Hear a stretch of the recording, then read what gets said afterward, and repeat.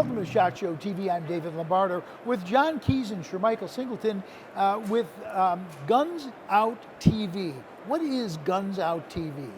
Guns Out TV is a firearms humanization platform. So we're a media platform, and what we do is we highlight interesting people and things within the firearms industry and also educate people on safe and responsible firearms use. So TV, where's it? How does it air? Yeah, so originally we started off on broadcast television in Maryland, DC, and Virginia. Actual broadcast? Oh, actual broadcast Okay. on an ABC affiliate, which is actually the 5th largest television market in the country.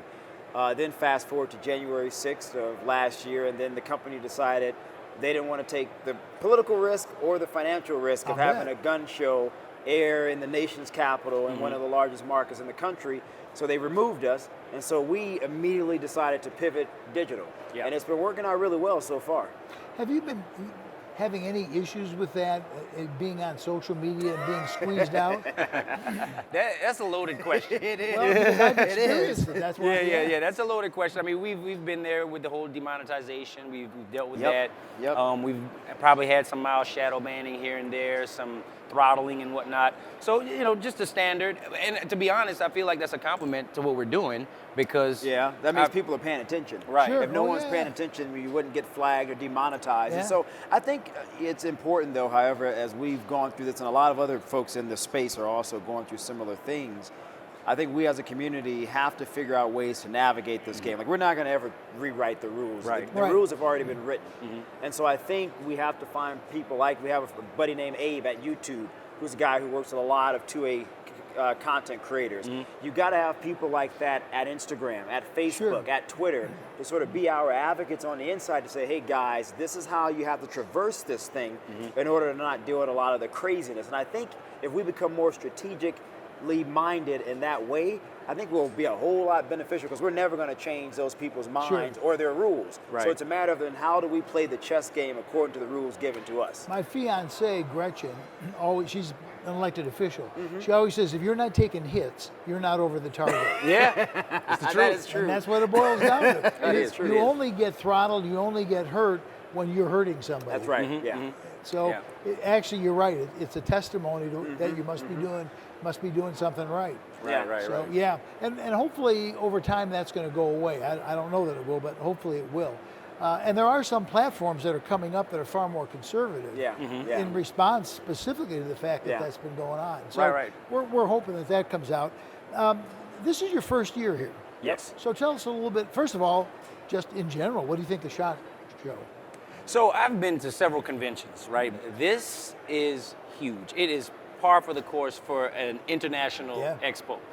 And to say that this is a somewhat lesser version than what normally happens because of COVID. It's down a little bit. It's impressive nonetheless, to be honest. I mean, there's tons of people are still here, and these exhibitions, I mean, they're great. So, so far we've had a very positive experience here at SHOT Show. I mean, I think to me what I've gathered the most out of this is that it showcases that people in the firearms community are still sticking together. Yeah. Despite the pandemic, despite a lot of very draconian laws that make it difficult to own guns, a lot of states, you have states like New York now that just recently went before the Supreme Court. A lot of states that are making it really difficult for us to do what we're trying to do, and I think this is perhaps one of the most pivotal moments as it pertains to the Second Amendment and maintaining that very crucial right. And so I think, regardless of the size, showcasing that we're not giving up is essential. And so when I think about this, it's great to see all of these things and to see people, and that's good and all. But for me, it's about the notion and the narrative that no matter what you throw our way, we're going to catch it, we're going to throw it back, and we're going to keep going. It's that perseverance, similar to that story you were sharing with us about your military days. Right. The language of which I cannot share with you now. Right. But the really interesting thing that's happening in Chicago, the fastest growing firearm buying population right now is black inner city women. Yep. And there's a club in Chicago called the 761st, all African American inner city guys who are total gun people, and you're beginning to finally see this. We've been lied to. Yeah. Oh yeah, absolutely. That's what's literally happened. We've been lied to. And if you think about it, the basic principles between, dare I get political at all, Republicans and the African American community is we basically believe the same stuff. Yeah. We really do. Yep. How this got off the track, I'll never know, but it's getting back on the track. No, it is. Without question. And what you're realizing is that there are, you hear this cliche, oh, we're so common, blah, blah, blah. But that's true. It's true. And it's a lot easier, I would argue, to focus on differences among people versus saying, yeah, the differences are going to always exist. We can do nothing to change those things. Exactly. But what can we do to build upon that shared commonality of our human experience to move forward together, united? And people just seem to benefit more when that's not the case financially. Some people, that is. But I think you're right when you say you see more black people, more Asian people. I mean, heck, you got people even from the LGBT community. It's funny. I mean, you it's even just so say that. crazy. It's funny the you people say that are that. getting into this. Because I did not know until recently. There's in Chicago. There's an Asian American gun club. Oh, there's wow. the Pink Pistols who are LGBT. Yep. And I'm vice president of the state association and never knew this existed. Right. So you're from Chicago. Huh? You're from Chicago. Yeah. Oh, okay. Yeah, that makes a lot of but sense. you're But it shows, No, John, for sure. just that people are saying, you know what, I don't want anyone to tell me what to think, how to think anymore. Exactly. I want to take my own safety into my own hands for myself, my Yeah. family, my community. And what better way to showcase that than to get a firearm, Yeah. to take the training, to enrich yourself with the knowledge, and then share that knowledge and the enrichment of that history with other people. You're seeing it, as you stated, Yeah. across the country. Yeah. And you know what? Here's what it boils down to. And I've said this for years. It has nothing to do with color. It's values. No. Yeah, it it's, is. It's It is. values. Yeah.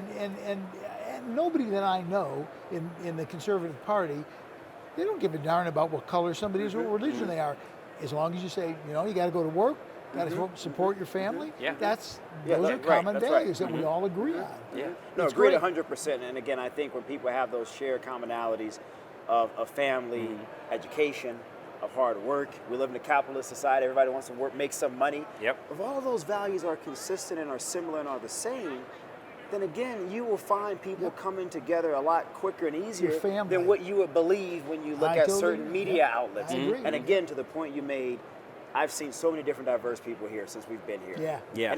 And to me, that makes it makes me happy because what it showcases, it hits against every single stereotype about what is a gun owner. Yes. What does a gun owner look like? Yeah. People say, oh, it's some old white guys. Not anymore. Not anymore It's at all. everybody. You're right. You're And that's absolutely right. America. Yeah, A little bit of everybody. I was a part of what I call the indifferent crowd because I mean, even though I have military service as my background, I didn't purchase a firearm until 2020. So when I purchased a firearm in 2020, being that there was a gap in my service and I hadn't owned a firearm since I used them when I was in service, I took it very, very seriously.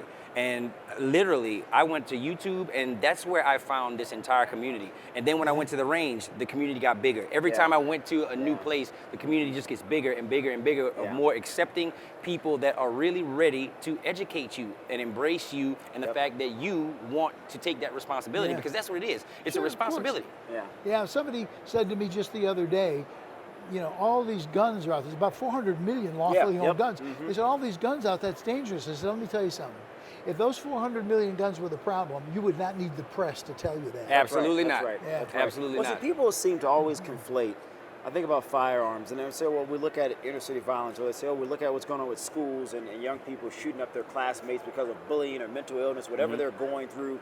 That a lot of times we find the parents aren't giving them enough attention, focusing on these issues. I mean, there are a lot of things we could point to that are completely being missed.